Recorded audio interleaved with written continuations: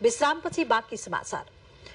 दोलखामा 8 वर्षमा बल्ल तल्ल कालोपत्रे भएको 30 किलोमिटर मध्ये 28 किलोमिटर सडक निर्माण भएको 2 महिनामै भत्किएको छ। भत्किए पनि पुनः मर्मत गर्न भनेर फर्किएको निर्माण कम्पनीले 8 महिनादेखि काम अगाडि बढाउन सकेको छैन। यसको प्रत्यक्ष असर पर्यटक र पर्यटन व्यवसायीलाई परेको छ। एक रिपोर्ट। कालोपत्रे भएको 2 महिनामा उब्किएको लामोसाङ्गु चरीकोट सडक खण्ड अन्तर्गत मुडे चरीकोट सडक निर्माणको काम अलपत्र परेको छ।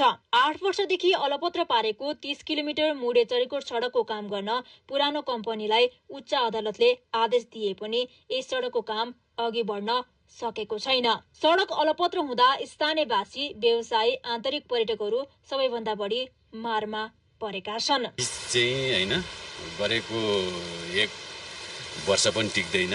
अब अहिले सबै खाल्डा खुल्डी सबै लगभग सबै नै जस्तै नै बिग्रिसकेको छ।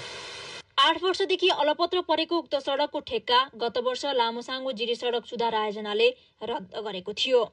ठेक्का रद्दको विरुद्ध शङ्कर माली र सुनौलो खिम्ती सहित भारतीय शक्किल हैदर कम्पनीले ठेक्का रद्दको विरुद्ध उच्च अदालतमा मुद्दा दायर गर्दै आफ्नो पक्षमा फैसला जितेपछि 8 महिना अघि काममा फर्किए पनि सडकको काम हुन सकेको छैन।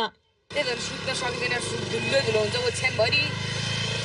2 महिनामा अब यति 2-3 वर्ष भइसक्यो बनाएकै 2 महिनामै भत्केको त हो यो। 2 किलोमिटर सडकको काम बाँकी भनिए तापनि कालोपत्रे गुणस्तरीय नहुँदा सडकको ठाउँ ठाउँमा ठूला खाल्डा परेको स्थानीयवासीको भनाइ छ।